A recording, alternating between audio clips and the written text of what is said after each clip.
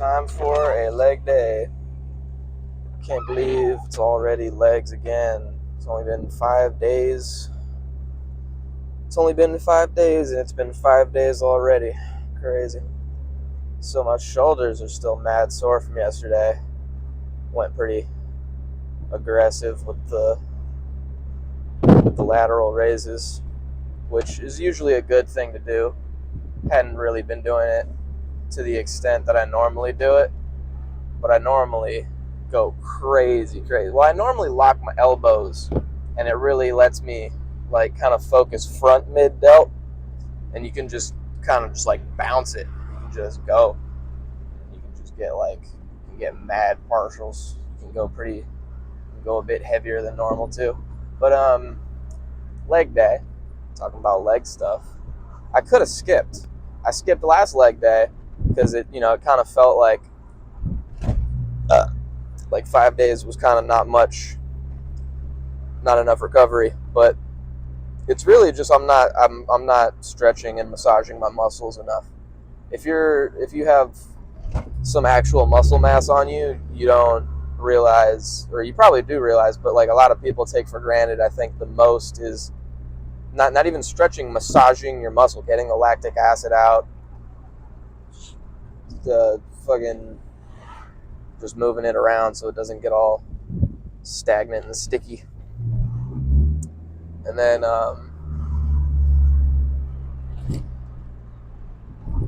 and it should be right. Plus I did cardio a few days ago, so when I do cardio, my legs are burning because my legs are just not that great at doing stuff, so a lot of leg burn. But I could have skipped. Like I said, I could have skipped. I didn't have my second pre-workout. Like I have the stim pre-workout and the non-stim, and I was doing both, and then I ran out of the non-stim just because of how I had things set up.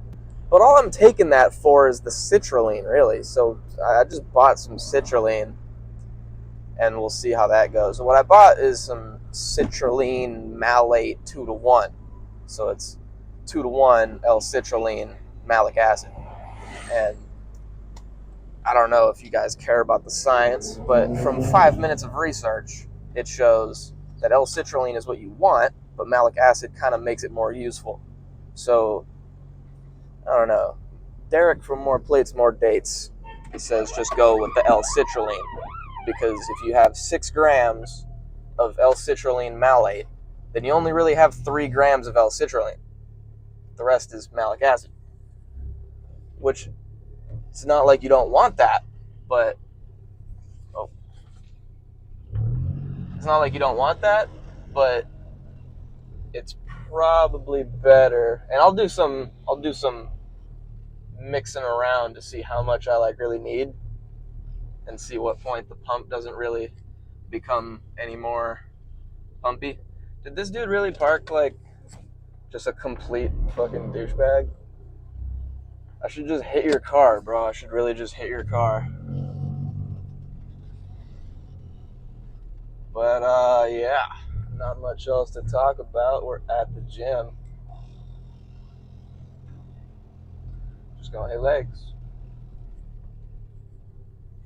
Fucking dude is straight up. Everyone is parking like assholes.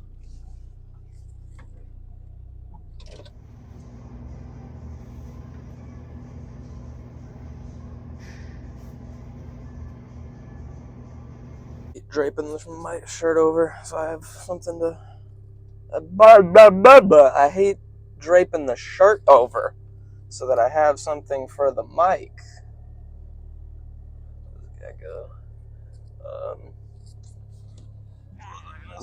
Okay, leg day, demolitioned. So I hate RDLs, but go do RDLs on a landmine setup. So like a T-bar row setup, and it feels pretty good. You're not gonna go real heavy because I don't really know why. You probably could go heavy. It's just I don't know. It's a personal preference thing. Typically, no one goes that heavy for RDLs just because it's an RDL. And why would you be going heavy when all it's going to do is make it harder to isolate your hamstrings? Although it is a semi-deadlifty motion, so it's kind of. A while ago, I would just do. I had 2 leg days. I forget how far apart they were, probably like 4 days apart, and it would be a hamstring focused and a quad focused. And since I blew quads last time, this time I mainly did hamstrings. And before, when I had those 2 leg days, it would be like not hella squats, but I was like, it was a strength focused whole setup program, but it was still like bodybuilding, like I don't know how to explain it, but I was trying to get stronger because I needed to get stronger, but at the same time I'm not trying to do powerlifting stuff. So I was doing deadlifts for like 8 to 10 reps in the beginning of the hamstring day.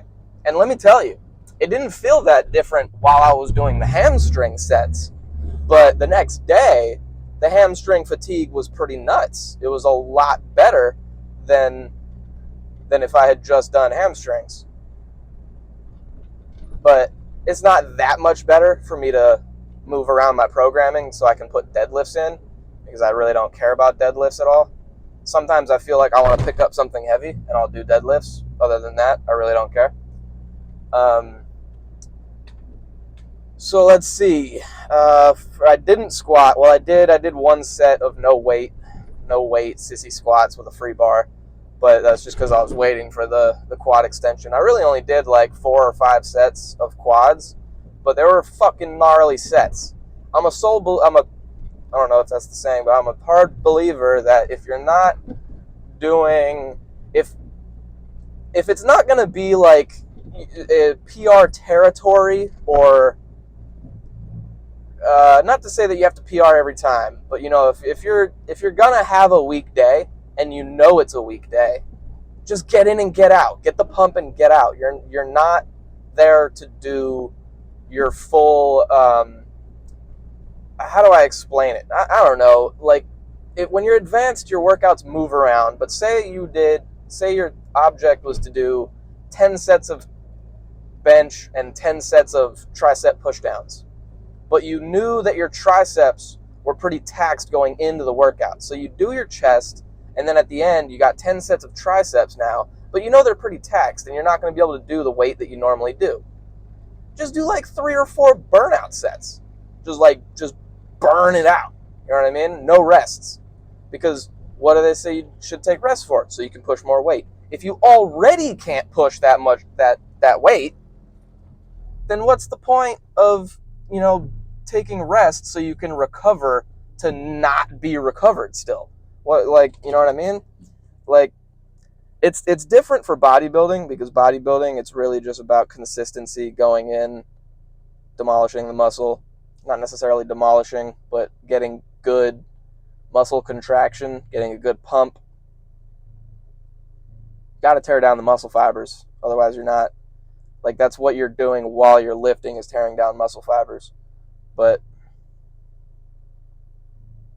I don't know. Leave a comment if you like these fucking brain-fried rants after the lifts.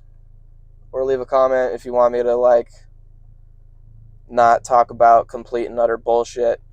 And again, no one's listening to this, but if you are, leave that like for you.